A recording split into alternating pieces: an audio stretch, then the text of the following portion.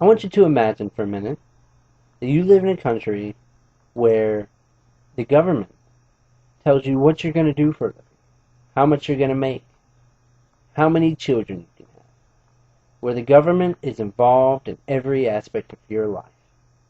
Now imagine that the United States of America is just like that. All because you didn't think it was important to vote.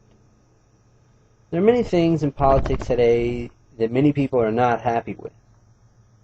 Most people sit at home and they watch the news and they see the government and they doing this and that, and they think, well, what can I do about it? There's nothing I can do about it, so why bother? They could not be more wrong. The right to vote given to us by our founding fathers is the single most important tool we as Americans have today. It is our duty as Americans to exercise our right to vote and contribute to the well-being of this great country. First, let's go over a brief evolution in history of the right to vote. Our founding fathers gave us the right to vote in the Constitution of the United States of America.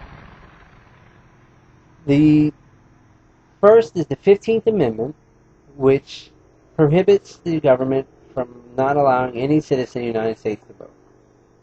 Then in the 1920s, the government gave women the right to vote in the 19th Amendment. And then came in the 1965 was the Right to Vote Act, which outlawed any discriminatory practices of the past. Now that we have a brief evolution in history of voting, let's go into how voting works. Voting is done in 3 stages. First, you have to register to vote in the state in which you are a legal resident. Each state has its own laws, which are different in every state. You usually generally register either as a Democrat, a Republican, or an Independent. In certain states, you can register as conservative or something to that nature. Once you've registered, you will vote in the primary elections, where you will elect the nominee in which you want to represent your party. Once all parties have their nominees selected, you move to the general election, where you vote for who you want to hold the office in which you are voting for, be it the president, congressman, senator, all the way down to your local sheriff. Now that we know how voting works and a little bit of history on voting, let's talk about the most important part of voting, the purpose of voting. Voting is a direct reflection of your moral and political beliefs. Voting ensures your opinion is taken into effect. People who are elected to power have directly affect your life in many ways.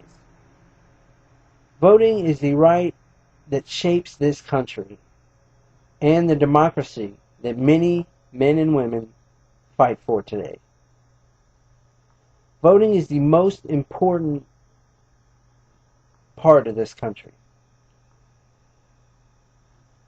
It is what makes the United States the world's greatest country. There is very few places in this world where an everyday person has the power to make changes in their government like we as Americans do. Many people have fought and died for the freedoms in which we have in this United States, and you should not take them lightly. If you think there is nothing you can do about the way things are done in this wonderful country of ours, stop and remember, you have the power to change it. Just vote.